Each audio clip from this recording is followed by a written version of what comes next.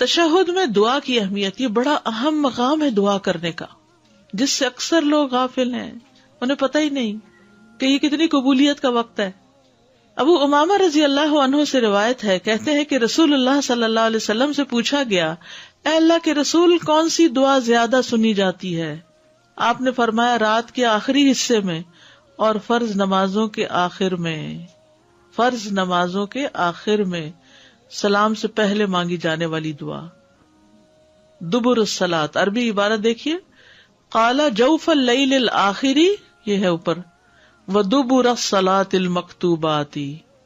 اور ظاہر سے معلوم ہوتا ہے کہ دبر الصلاۃ سے مراد سلام پھیرنے سے پہلے۔ یہ معنی کیوں لیا گیا ہے؟ دبر کا لفظ دو چیزوں پہ بولا جاتا ہے۔ نمبر ایک، کسی چیز کے آخری حصے پر، دبر پیٹھ کو کہتے ہیں نا، اور نمبر دو، جو آخر سے پہلے ہو اس پر بولا جاتا ہے۔ اور دبر کا لفظ نماز کے متعلق وارد ہوا ہے، اس سے مراد نماز کا بعد والا حصہ ہے، نماز ہی کا بعد والا حصہ۔ نہیں سمجھ آئی؟ ان نماز کا بالکل آخری حصہ سلام سے پہلے۔ اور یہ لفظ مطلق آیا ہے، یہ بھی ایک رائے ہے کہ یہ لفظ جو ہے دبر الصلاۃ، یہ اوپن ہے، بس اس میں نماز میں سلام پھیرنے سے پہلے کا حصہ اور بعد کا حصہ بھی داخل ہے۔ یعنی اگر کسی نے پہلے نہیں دعا پڑھی یا کم اس کو یاد ہے تو سلام پھیرنے کے بعد بھی وہ مانگے گا تو یہ بھی قبولیت کا وقت ہے۔ قال ابن القیم رحمہ اللہ، ابن القیم رحمہ اللہ زاد المعاد میں کہتے ہیں کہ احادیث کے الفاظ دبر الصلاۃ سے مراد سلام سے پہلے اور سلام کے بعد دونوں ہو سکتے ہیں، سلام سے پہلے بھی اور سلام کے بعد بھی۔ ابن تیمیہ سلام سے پہلے ہونے کو ترجیح دیتے تھے، ابن قیم ہی کہتے ہیں۔ تو میں نے ان سے اس کے بارے میں سوال کیا، استفسار کیا، اس کی وضاحت چاہی، تفسیر مانگی۔ استفسار کا کیا مطلب ہے؟ تفسیر طلب کی۔ تو انہوں نے کہا کسی بھی چیز کی دبر اسی میں شامل ہوتی ہے، کسی بھی چیز کی دبر اس میں شامل ہوتی ہے، جیسے دبر الحیوان، حیوان کی پیٹھ حیوان ہی میں شامل ہے۔ اہل علم اس بارے میں ایک اصول ذکر کرتے ہیں کہ اگر احادیث میں دبر الصلاۃ کی قید کے ساتھ آنے والے تسبیح، تحمید، تکبیر اور آیت الکرسی یا معوذات جیسے ذکر و اذکار ہوں تو اس وقت دبر الصلاۃ سے مراد نماز کے بعد کا وقت ہوگا، کیونکہ سبحان اللہ، الحمدللہ، اللہ اکبر اور آیت الکرسی وغیرہ ہم کہاں پڑھتے ہیں؟ نماز کے اندر نہیں پڑھتے بلکہ باہر پڑھتے ہیں۔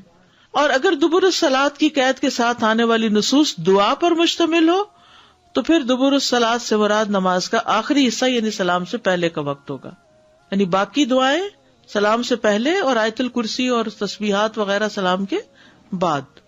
لیکن اگر کسی نص میں دعا سے متعلق واضح ہو جائے کہ وہ دعا سلام کے بعد ہی کرنی ہے، جیسے کہ آپ صلی اللہ علیہ وسلم کا فرمان ہے سلام کے بعد 3 بار استغفر اللہ کہو، کہتے ہیں نا اللہ اکبر، استغفر اللہ، استغفر اللہ، استغفر اللہ، تو یہ آپ نے خود اس کے بارے میں ہمیں بتایا کہ یہ سلام پھیر کر ہی کہا جائے گا۔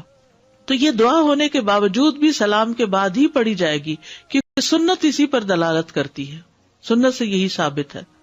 شیخ ابن باز سے سوال کیا گیا کہ جن احادیث میں دبر الصلاۃ کے بعد کثرت سے دعا اور ذکر اذکار کی ترغیب دی گئی ہے، ان میں دبر الصلاۃ سے کیا مراد ہے؟ نماز کا آخری حصہ یا سلام کے بعد کا وقت؟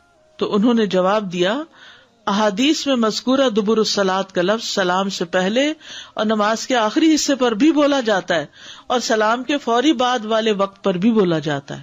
تو یہ دونوں اوقات بڑے قیمتی ہیں، کیونکہ اب انعام لینے کی باری آئی نا، ساری محنت آپ نے کر لی۔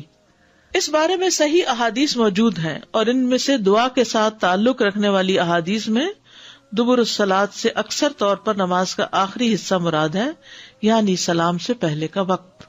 شیخ ابن عثیمین کہتے ہیں کہ اس مسئلے میں غور و فکر کرنے والے کے لیے یہ بات واضح ہو جائے گی کہ دبر الصلاۃ کی قید کے ساتھ بیان کیا جانے والا اگر ذکر ہے تو وہ نماز کے بعد ہے، ٹھیک ہے، اور اگر وہ دعا ہے تو سلام سے پہلے ہے، ٹھیک ہے، سمجھ میں آ رہی ہے۔ تشہد میں پسند کی دعا پڑھنے کا اختیار ہے۔ عبداللہ بن مسعود کہتے ہیں کہ جب ہم نبی صلی اللہ علیہ وسلم کے ساتھ نماز پڑھتے تو ہم قعدہ کہتے ہیں تشہد کے لیے بیٹھنا، یہ کہا کرتے تھے السلام علی اللہ من عبادہ السلام علی فلان و فلان، اس کے بندوں کی طرف سے اللہ پر سلام ہو اور فلاں پر اور فلاں پر۔ تو نبی صلی اللہ علیہ وسلم نے فرمایا یہ نہ کہو اللہ پر سلام ہو، کیونکہ اللہ تو خود سلام ہے، یعنی لوگ اللہ کو سلام بھیجنے لگتے تھے اس وقت، تو آپ نے اس سے منع کیا کہ اللہ تعالیٰ تو خود السلام ہے، بلکہ یہ کہو التحیات للہ والصلوات والطیبات السلام علیک ایھا النبی، آخر تک۔ اس کے بعد دعا کا اختیار ہے، جو اسے پسند ہو وہ مانگے، یعنی درود شریف تو آبویسلی پڑھنا ہوگا کیونکہ درود شریف کے بغیر نماز نہیں ہوتی۔ اپنے نفس پر کیے ظلم کو تسلیم کرتے ہوئے بخشش مانگنا۔ ابو بکر صدیق رضی اللہ عنہ سے روایت ہے کہ انہوں نے رسول اللہ صلی اللہ علیہ وسلم سے کہا، مجھے ایسی دعا سکھا دیں جو میں اپنی نماز میں مانگا کروں۔ آپ نے فرمایا، کہو اللہم انی ظلمت نفسی ظلما کثیرا ولا یغفر الذنوب الا انت۔ اگلے پچھلے ظاہر گناہوں کی معافی کا سوال۔ آپ آخر میں تشہد و سلام کے درمیان فرماتے اللہم اغفر لی ما قدمت وما اخرت، آخر تک۔ 4 چیزوں کی پناہ۔ رسول اللہ صلی اللہ علیہ وسلم نے فرمایا، جب تم میں سے کوئی آخری تشہد پڑھ کر فارغ ہو تو اللہ سے 4 چیزوں کی پناہ مانگے، اللہم انی اعوذ بک من عذاب جہنم ومن عذاب القبر ومن فتنۃ المحیا والممات ومن شر مسیح الدجال۔ نبی صلی اللہ علیہ وسلم کا قرآن کی سورت کی طرح اس دعا کو سکھانا، یہ جو 4 چیزوں کی پناہ ہے نا۔ پھر طاؤس رحمہ اللہ اپنے بیٹے کو اس دعا کے نہ پڑھنے کی وجہ سے دوبارہ نماز پڑھانا کہ یہ دعا کیوں نہیں پڑھی تم نے نماز میں۔ امام مسلم بن حجاج فرماتے ہیں کہ مجھے طاؤس کی یہ بات پہنچی کہ انہوں نے اپنے بیٹے سے کہا کہ اپنی نماز میں کیا تم نے یہ دعا مانگی ہے؟